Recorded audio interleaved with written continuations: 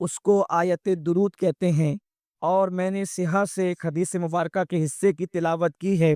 اللہ تبارک و تعالیٰ مجھے حق کہنے اور آپ سب کو حق سن کر اس پر عمل کرنے اور اسے عام کرنے کی توفیق عطا فرمائے۔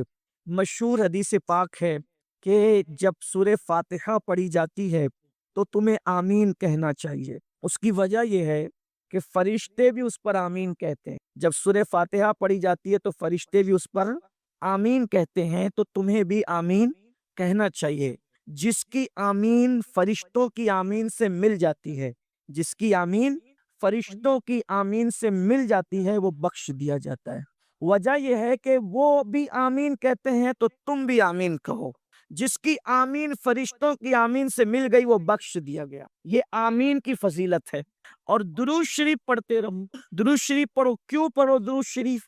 اس لیے کہ اللہ بھی اپنی شان کے مطابق اپنے محبوب پر درود بھیجتا ہے، فرشتے بھی بھیج رہے ہیں۔ تو فرشتے آمین کہتے ہیں سورہ فاتحہ پر، اور تم بھی آمین کہو، تو تمہاری آمین فرشتوں کی آمین سے مل گئی تو بخش دیے جاؤ گے۔ لیکن درود تو اللہ بھی بھیجتا ہے، اور درود تم نے بھی بھیجنا ہے۔ اگر تمہارا درود خدا کی صلات سے مل گیا، اندازہ فرمائے، جس کی آمین فرشتوں کی آمین سے ملے وہ جنتی ہو جاتا ہے، بخش دیا جاتا ہے۔ اور جس کا درود خدا کی صلات کے موافق ہو جائے، پھر اللہ اس کو کتنا بڑا مقام عطا فرما۔ جنت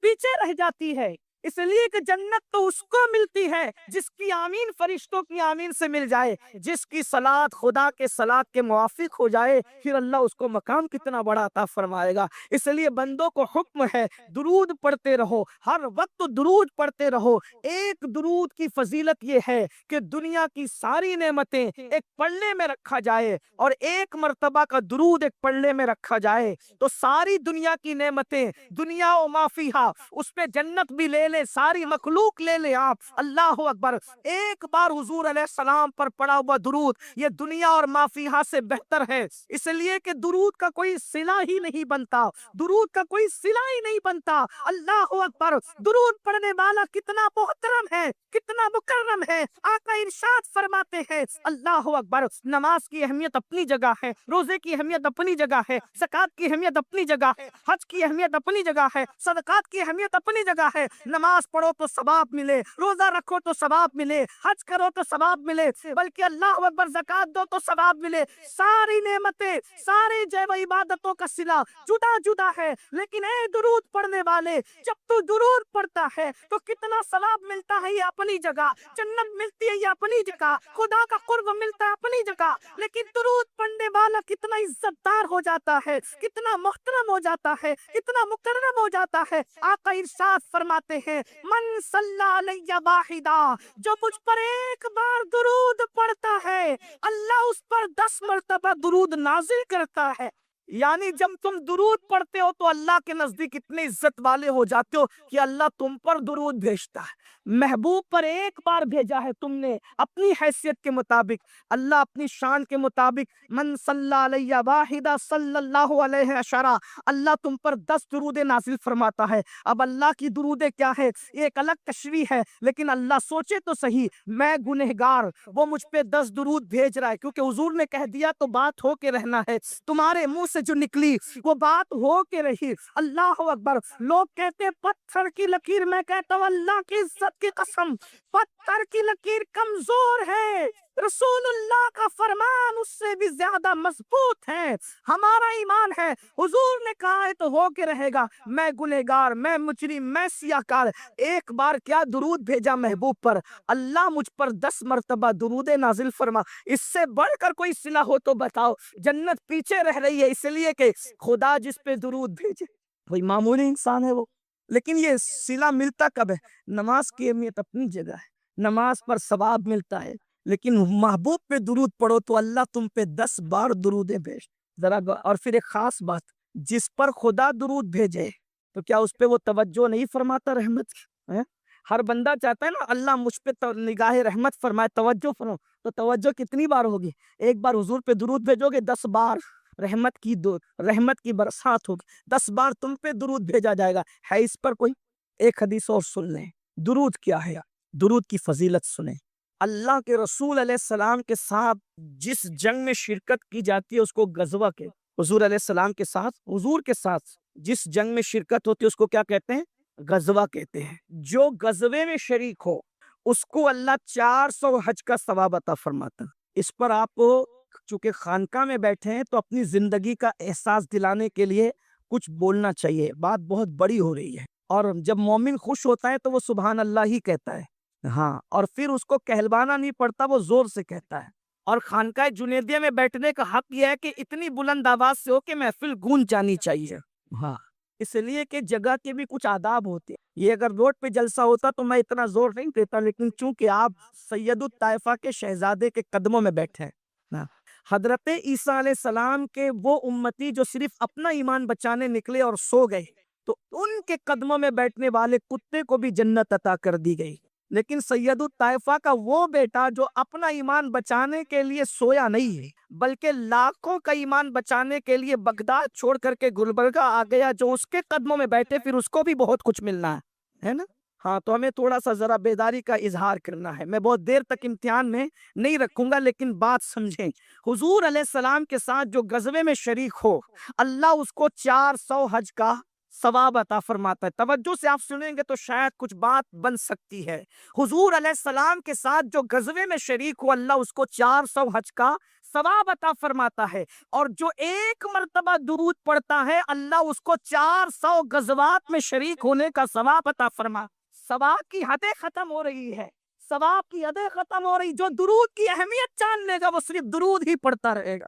اسی لیے میں نے کہا نا کہ یہ محسن اہل سنت ہے جنہوں نے حجرہ درود قائم فرمایا، اور یہ تو اللہ اکبر ہر جگہ قائم ہونا چاہیے، اس لیے کہ محبوب پہ درود پڑھا جاتا رہے، اللہ اکبر۔ اور 24 گھنٹے تو پھر بھی کم ہے، اگر کائنات میں 24 گھنٹوں سے بڑھ کر بھی کچھ گھنٹے ہوتے تو اس میں بھی درود پڑھا جانا چاہیے۔ وجہ یہ ہے کہ جب اللہ درود بھیجنے کی بات کرتا ہے تو اس شان سے کرتا ہے، ان اللہ، بے شک، وملائکتہ، اللہ بھی اور اس کے فرشتے، وملائکتہ، جو لوگ عربی پڑھتے پڑھاتے ہیں، میں تو بہت چھوٹا سا طالب علم، وہ جانتے ہیں یہ وملائکہ، یہ نہ واحد ہے، نہ تثنیہ ہے، اور نہ جمع قلت ہے، بلکہ یہ وملائکہ یہ جمع کثرت ہے، اور جب جمع کثرت ہے تو اس میں کتنی کثرت ہے اس کا اندازہ کسی کو نہیں۔ ان اللہ وملائکتہ یصلون علی النبی، اللہ اور اس کے فرشتے درود بھیجتے ہیں نبی پر۔ کس پر بھیجتے ہیں؟ نبی پر۔ اور پھر آگے حکم ہے، یا ایھا الذین آمنو، اے ایمان والو، صلو علیہ، تم بھی ان پر درود بھیجو، وسلموا تسلیما، اور کثرت کے ساتھ سلام بھیجو۔ اب یہ اللہ بھی درود بھیجتا ہے اپنی شان کے مطابق، اور اس کے فرشتے بھی درود بھیجتے ہیں اپنی حیثیت کے مطابق، اپنی طاقت اور قوت کے مطابق۔ کس پر؟ نبی پر۔ تم بھی مومنوں بھیجو۔ میں ادھر گفتگو کرنے سے پہلے ادھر کر لوں، یعنی مومنوں کو حکم ہے درود بھیجو۔ کس کو بھیجو؟ نبی پر درود بھیجو۔ مطلب جو درود پڑھتا ہے اس کے ایمان کی گواہی اللہ دے رہا ہے، درود پڑھنے والوں کے ایمان کی گواہی اللہ دے رہا ہے، اور جس کے ایمان کی گواہی اللہ دیتے پھر اس کے بارے میں ملا کچھ بھی کہتا پھر وہ تو جنت ہی میں جانا ہے۔ اندازہ فرمائے، اللہ جس کے ایمان کی، یہ درود پڑھنے والوں کی شان ہے، جو نبی کی شان کو سامنے رکھتے ہوئے اللہ نے نبی کو جیسا بنایا اس کے مطابق نبی کو مان کر جو درود پڑھ رہا ہے، اس کے ایمان کی گواہی کوئی دے نہ دے، اللہ اس کے ایمان کی گواہی دے رہا ہے، ایمان والا اس کو اللہ کہہ رہا ہے، اور اس کے بعد اللہ اکبر، مومنوں کی علامت قرار پائی درود و سلام پڑھنا۔ الحمدللہ، دیکھ لیجئے، اسی لیے پوری کائنات کے اندر نبی پر درود و سلام اگر کہیں سے جاری ہے تو وہ اہل سنت و جماعت ہے۔ یہاں درود بھی ہے، یہاں سلام بھی ہے۔ کچھ لوگ درود سلام کا بھی حکم دیا، آپ کو ناراض نہیں ہونا چاہیے، لیکن یہ بات آگے بڑھانے سے پہلے عرض کر دوں، سلام نشانی ہے کہ کس کی کس سے جمتی ہے اور کس سے کس کی ناراضگی ہے۔ ہاں، لوگ آج کہتے ہیں ہم پریشان ہیں مولانا، اتنے فرقے بن گئے دنیا کے اندر، تو حق پہ کون ہے؟ میں نے کہا جس کی نبی سے بنتی ہو اور جس کی نبی سے نہیں بنتی اس کے معاملات آپ جانے، میں یہاں خانقاہ میں بیٹھ کے کیا کہوں۔ تو کہا کہ یہ کیسی بات ہوئی، بنتی نہیں بنتی، سب تو اپنے دہی کو میٹھی کہتے ہیں۔ میں نے کہا دہی میٹھی کی بات نہیں، بات سمجھنے کی ہے۔ لوگ کہتے ہیں ٹیکنیکلی باتیں خوب کیا کرے، تو ذرا ہم بھی آج ٹیکنیک پر آ جاتے ہیں۔ دیکھیے، جس سے جس کی بنتی ہے تو طریقہ کیا ہے جانچنے کا؟ دل کے اندر بغض ہوتا ہے اور دل ہی کے اندر محبت ہوتی ہے، لیکن کچھ اعمال ایسے ہوتے ہیں جس سے اظہار محبت ہوتی ہے۔ بات سمجھ میں آتی؟ مثال کے طور پر حضرت قبلہ سراج بابا سے ملاقات ہوئی مدینہ منورہ میں، میں ادھر سے کٹ کے گیا، وہ ادھر سے کٹ کے گئے، نظر نظر سے ملی، سلام نہیں کیا۔ کسی کو بتانے کی ضرورت نہیں، کسی سے فتویٰ لینے کی ضرورت نہیں، تحقیق کرنے کی ضرورت نہیں، دیکھنے والا آسانی سے سمجھ جائے گا سراج بابا کی اور امین القادری کی بنتی کی۔ میں نے کہا تم نے کہاں سے جانا؟ تو کہا کہ نظریں نظروں سے چار ہوئی اور ایک دوسرے سے سامنا ہوا، لیکن نہ انہوں نے ان کو سلام کیا نہ انہوں نے ان کو سلام کیا۔ ہم جان گئے نہ سلام ہوا نہ سلام نہیں ہوا۔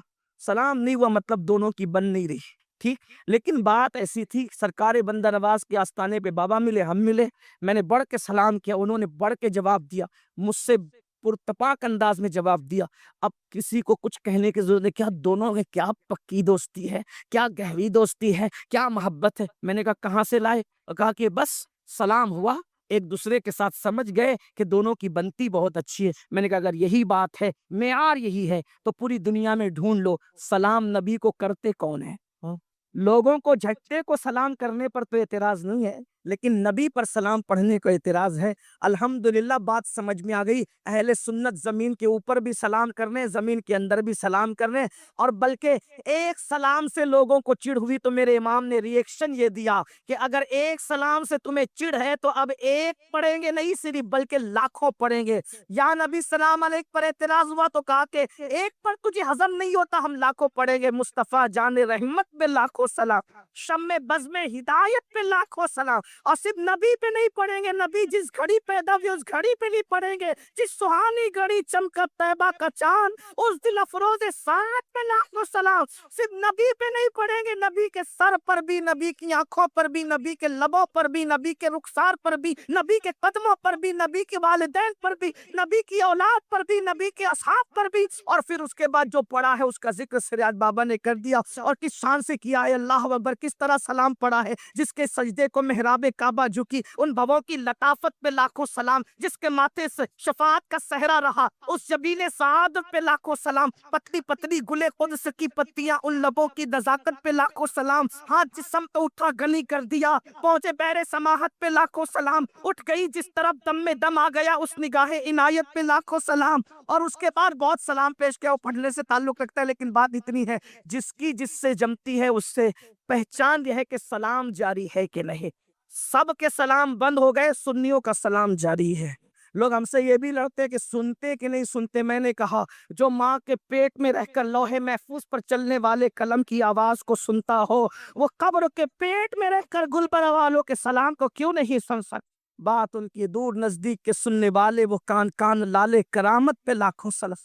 اس لیے کہ درود شریف کی بڑی برکتیں ہیں، میں کیا عرض کروں، درود شریف کا مقام کیا ہے۔ اللہ اکبر، میرے آقا صلی اللہ علیہ وسلم کے دیوانوں جو کثرت کے ساتھ درود پڑھتے ہیں، جب وہ مر جاتے ہیں تو قبر کے اندر، اللہ اکبر، ان کے جسم کو قبر کی مٹی نہیں کھا سکتی، قبر کی مٹی ان کے جسم کو نہیں کھا سکتی، ان کا کفن بھی میلا نہیں ہوتا۔ السلام علیکم ورحمۃ اللہ وبرکاتہ۔ دوستو، درود پاک ایک ایسا عمل اور ایک ایسا وظیفہ جس سے ہر مشکل آسان ہوتی ہے۔ دوستو، آج کی ویڈیو بہت ہی امپورٹنٹ ہونے والی ہے، کیونکہ درود پاک کی ایسی فضیلت جسے سن کر کے آپ بھی حیران رہ جائیں گے اور آپ کا ایمان تازہ ہو جائے گا۔ سید امین القادری صاحب کا بہت ہی پیارا بیان ہے، تو بغیر دیری کے اپنے اس ویڈیو کی طرف، اس وظیفے کی طرف چلتے ہیں۔ کم سے کم 1000 مرتبہ درود شریف تو روزانہ ماہ رمضان شریف میں ہم نے پڑھنا ہی پڑھنا ہے، اس لیے کہ درود شریف کی بڑی برکتیں ہیں۔ میں کیا عرض کروں، درود شریف کا مقام کیا ہے۔ میرے پیارے آقا علیہ السلام کے پیارے دیوانوں، صحابہ کرام کثرت سے درود پڑھتے تھے، اولیاء کرام کثرت سے درود پڑھتے تھے، اور روایتوں میں آیا ہے کہ جو بندہ کثرت سے درود پڑھتا ہے اللہ اس کا دل منور کر دیتا ہے اور غیب کے حجابات اس سے اٹھا دیتا ہے۔ اور فرمایا گیا جو کثرت کے ساتھ درود پڑھتا ہے پھر اللہ تبارک و تعالی اس کے دل کو منور کر کے وہ آنکھیں عطا کرتا ہے کہ اس کی ہتھیلی پر وہ اللہ کے شہروں کو دیکھنے لگتا ہے، وہ دنیا کو اپنی ہتھیلی پر دیکھنے لگتا ہے۔ اللہ اکبر! میرے آقا صلی اللہ علیہ وسلم کے دیوانوں جو کثرت کے ساتھ درود پڑھتے ہیں، جب وہ مر جاتے ہیں تو قبر کے اندر اللہ اکبر ان کے جسم کو قبر کی مٹی نہیں کھا سکتی، قبر نہیں کھا سکتی، ان کا کفن بھی میلا نہیں ہوتا۔ آپ نہیں دیکھتے بہت سارے لوگ کبھی ناسک میں کبھی مالیگاؤں میں الگ الگ مقامات پر عام آدمی تھے، کوئی شہرت نہ تھی، بہت سارے علاقوں کے اندر یہ بات دیکھی گئی ہے، عام آدمی تھے، کوئی شہرت نہ تھی، کچھ نہیں، ایک دم سادے سمپل، نہ عالم نہ حافظ نہ قاری، کچھ نہیں، لیکن بس درود شریف کثرت سے پڑھتے تھے تو قبر کھلی تو کفن بھی میلا نہیں۔ کیوں؟ اس کی وجہ ہے کہ جس سینے میں درود ہوگا اس سینے میں حضور کا عشق ہوگا، اور درود پڑھنے والوں کو بہت جلدی حضور کا دیدار نصیب، بہت جلدی زیارت نصیب ہوتی ہے۔ حضرت امام شافعی رحمۃ اللہ علیہ کو کسی نے وصال کے بعد دیکھا اور پوچھا کہ اللہ نے آپ کے ساتھ کیا سلوک کیا، تو آپ ارشاد فرماتے ہیں کہ میں نے اپنے کتاب میں حضور پر ایک درود لکھا تھا، اس درود کو قبول کر لیا گیا اور مجھ پر جنت کے پھول نچھاور کیے گئے اور مجھے دلہن کی طرح سجا کر کے جنت میں داخل کیا۔ میرے آقا صلی اللہ علیہ وسلم کے دیوانوں درود شریف پڑھنے کی عادت بنائے، اور آقا کریم پر جتنا درود پڑھو گے اتنا دل میں محبت بڑھے گی، پیار بڑھے گا، اور انسان تو انسان ہے، اگر جانور بھی درود سے محبت کرے تو اس کو بھی فائدہ ملتا ہے، اس کو بھی برکتیں ملتی ہے۔ ایک مرتبہ ایسا ہوا کہ کسی نے حضور صلی اللہ علیہ وآلہ وسلم کو اپنے گھر دعوت دی، سرکار علیہ السلام کو دعوت دی، اور دعوت میں انہوں نے سوچا کہ میں مچھلی پکاؤں گا، مچھلی پکانے کا انہوں نے ارادہ کیا، کیونکہ حضور صلی اللہ علیہ وسلم کو مچھلی پسند تھی، سرکار علیہ السلام مچھلی پسند فرماتے تھے، تو مچھلی انہوں نے پکانی چاہیے۔ مغرب کے بعد دعوت تھی، حضور علیہ السلام تشریف لے آئے، اب عشاء کی وقت کم تھا تو آقا کریم صلی اللہ علیہ وسلم بیٹھے رہے، حتیٰ کہ اب ایسا تو نہیں تھا آج کل کی عشاء کی طرح کہ 8:30 بجے 9:45 بجے اذان ہو جائے گی اور امام کو دوڑ کے جانا ہی پڑے گا، ایسا نہیں تھا۔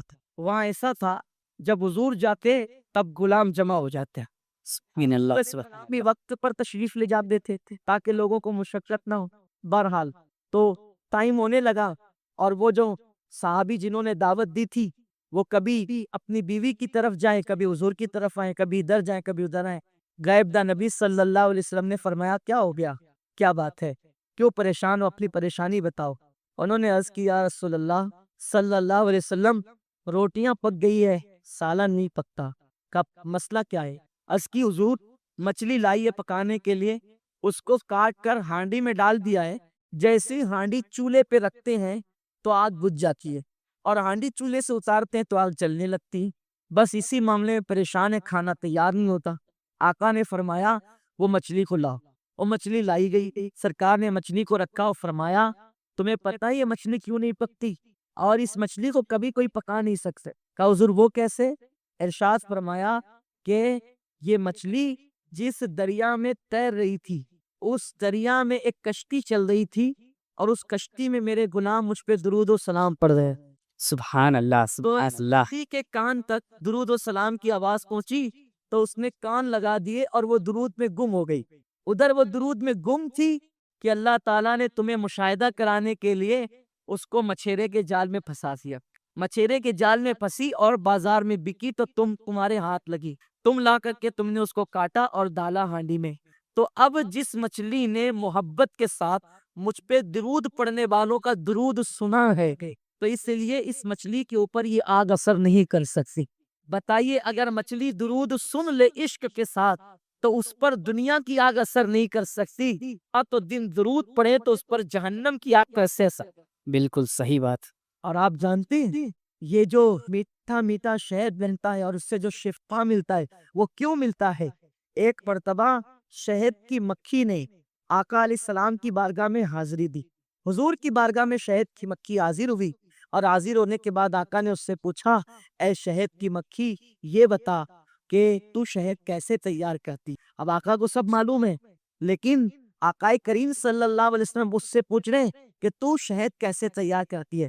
آج سے میں پوچھتا ہوں حضور علیہ السلام کو اردو سکھانے والے مولوی मैं उनको शहद के छत्ते में उनके कान पे शहद का छत्ता लगा दूं, ये लगवा दूं और उनसे 5 साल के बाद पूछूं, मुल्ला जी बताओ शहद की मक्खियां कहती क्या है, तो मैं समझता हूँ कि कभी जो है वो नहीं कह सकेगा और मेरी ज़बान हया खामोश है।